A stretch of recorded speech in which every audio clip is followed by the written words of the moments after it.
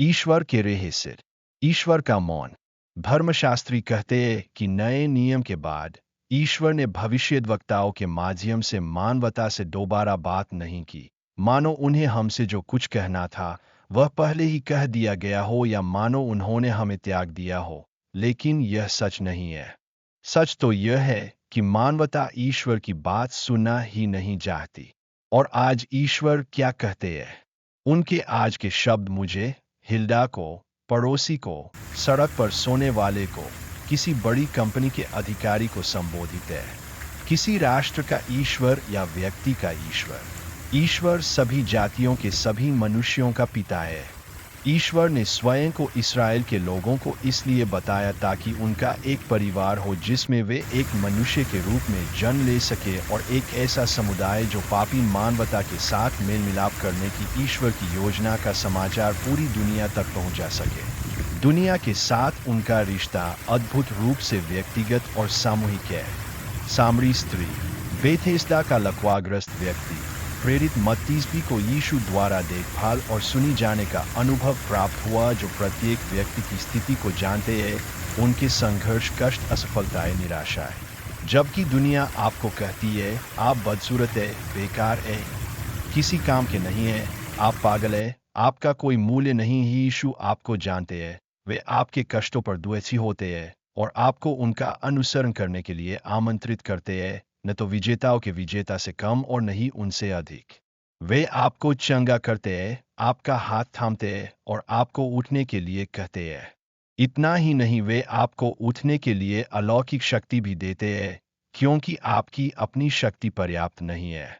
पहली प्रतिक्रिया और अधिक जानने की इच्छा होती है। शायद आप इतने भाग्यशाली होंगे कि आपको ऐसे अन्य लोगों से मिलने का मौका मिलेगा जो यीशु के साथ अपने व्यक्तिगत अनुभव साझा करते हैं, और कैसे उनके जीवन में उनकी उपस्थिति ने उन्हें धूल और बर्बादी से ऊपर उठाया है। यीशु के जीवन और कार्यों को दर्शाने वाले सुसमाचारों को पढ़ने से आपको उन्हें जानने और यह महसूस करने में मदद मिलती है कि जिस तरह उन्होंने अपने समकालीनों के साथ काम किया, उसी तरह वे आज मेरे और आपके साथ भी काम कर रहे हैं। ईश्वर चुप नहीं है। दरअसल वह पूरी मानवता को पुकारने के बजाय हम में से प्रत्येक से बात कर रहा है। एक से बात कर रहा है। मित्र क्या है? आज इतिहास के किसी भी अन्य समय की तुलना में आप और मैं बुराई के प्रेरकों के अधीन हैं। जो लोग आपसे कहते हैं मारिजुआना आजमाओ, वेपिंग से कोई नुकसान नहीं होता, अगर आप शराब नहीं पीते तो आप पुरुष नहीं हैं, सभी स्त्रियां व्यभिचारी होती है, आपको क्या लगता है कि आप कौन नहीं है? जब वे देखते हैं कि आप उनके धोखे में आ गए हैं तो वे हंसते हैं और खुद को श्रेष्ठ समझते हैं, क्योंकि उन्होंने आपको भी अपनी तरह गिराया है। अब वे आपसे कमतर नहीं है। आप बेचारे मूर्ख हैं जिन्होंने उनकी बात सुनी और उन्होंने आपको कीचड़ में डुबो दिया। सुलेमान नीतिवचन में कहता है, एक मेरे बेटे, यदि पापी तुम्हें धोखा देने की कोशिश करे तो उसकी बात न मानना। यदि वे कहें हमारे साथ आओ, हम खून बहाने के लिए घात लगाए, हम अकारण निर्दोषों की घात में बैठें, हम उन्हें अधोलोक की तरह जिंदा और गड्ढे में गिरने वालों की तरह पूरा निगल जाएंगे, हम सब प्रकार का धन पाएंगे, हम अपने घरों को लूट से भर लेंगे, हम में से अपना भाग बांट लो। हे मेरे पुत्र, हम सब का एक ही बदुआ हो, उनके मार्ग पर मत चलना, उनके मार्गों से अपना पाँव हटा लो, क्योंकि उनके पाँव बुराई की ओर दौड़ते हैं और वे खून बहाने को तत्पर रहते हैं। क्योंकि हर पक्षी की आंखों के सामने जाल बिछाना व्यर्थ है, परंतु वे अपने ही खून के लिए घात लगाते हैं और अपने ही प्राणों के लिए फंदा लगाते हैं। हर लोभी के मार्ग ऐसे ही होते हैं, जो उसके स्वामी के प्राण ले लेता है। यीशु आपको ऊपर उठाते हैं, आपको धोते हैं, आपको दिखाते हैं कि आपके लिए उनका प्रेम इतना महान है कि वे आपको आपके पापों से मुक्ति दिलाने के लिए क्रूस पर चढ़ गए। वे आपसे कहते हैं, मैं चाहता हूं कि आप अनंत काल तक मेरी मेज पर बैठें। मैं ईश्वर की संतान के रूप में आपकी गरिमा को पुनर्स्थापित करता हूं।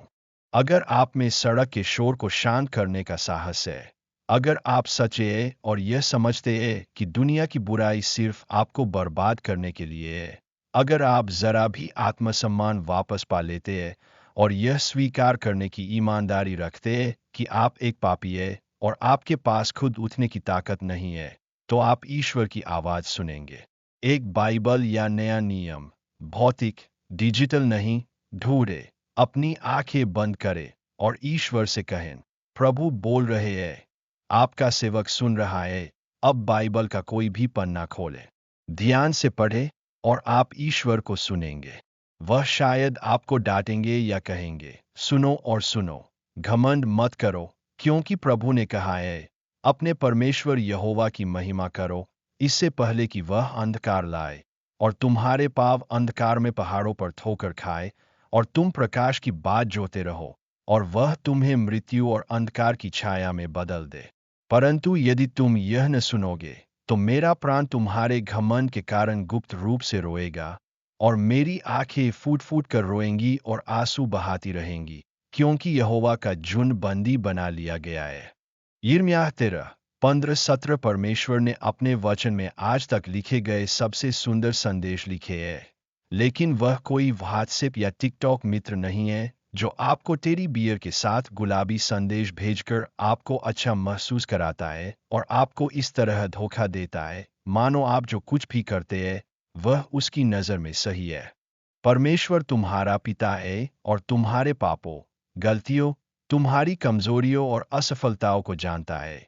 ये सभी देर सवेर तुम्हें इस दुनिया में नष्ट कर देंगे और तुम्हें हमेशा के लिए परमेश्वर से अलग कर देंगे। अगर वह आपको सुधारे या डांटे नहीं, तो ऐसा होगा मानो वह आपसे प्यार नहीं करता और उसे इस बात की परवाह नहीं कि आपका क्या होगा। लेकिन परमेश्वर आपसे इतना प्यार करता है कि आपको खोने के बजाय क्रूस का दर्द सहना पसंद करता है। क्या आप में परमेश्वर की बात सुनने का साहस होगा? यिर्मयाह 13:11 कहता है, क्योंकि जैसे मनुष्य की कमर में परुका बंधता है, वैसे ही मैंने इस्राएल के सारे घराने और यहूदा के सारे घराने को अपने पास इकट्ठा किया है। यहोवा की यही वाणी है कि वे मेरी प्रजा ठहरें और कीर्ति, स्तुति और आदर के कारण हो, परंतु उन्होंने मेरी एक न सुनी। यीशु तुमसे कहते हैं, यीशु ने उनसे फिर कहा, मैं तुमसे सच सच कहता हूँ, भेड़ों के लिए द्वार में हूँ। मुझसे पहले जितने भी आए, वे सब चोर और डाकू हैं, परंतु भेड़ों ने उनकी नहीं सुनी। मैं द्वार हूँ, जो कोई मेरे द्वारा प्रवेश करेगा, वह उद्धार पाएगा और भीतर बाहर आया जाया करेगा और चरागाह पाएगा। चोर केवल चोरी करने, मारने और नष्ट करने के लिए आता है। मैं आया हूँ ताकि वे जीवन पाए और वह भी भरपूर। मैं अच्छा चरवाहा हूँ। अच्छा चरवाहा भेड़ों के लिए अपना प्राण देता है। परंतु जो मजदूर है और वह चरवाहा नहीं है, जो भेड़ों का मालिक नहीं है, वह भेड़िए को आते देखकर भेड़ों को छोड़कर भाग जाता है और भेड़िया भेड़ों को छीनकर तितर-बितर कर देता है।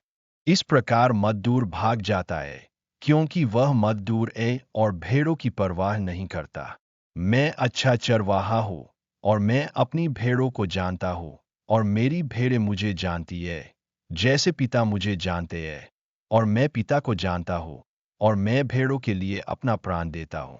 मेरी और भी भेड़ें हैं जो इस वर्ग की नहीं है। मुझे उन्हें भी लाना होगा और वे मेरी आवाज सुनेंगे। और एक झुंड होगा और एक चरवाहा होगा।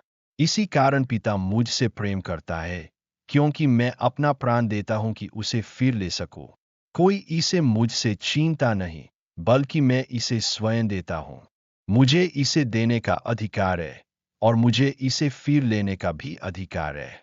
यह आज्ञा मुझे अपने पिता से मिली है। यूहन्ना 10:7-18। If you enjoyed our video, please give us a thumbs up, subscribe to the channel, and activate the bell. This channel isn't monetizable, but we need your support to keep making videos.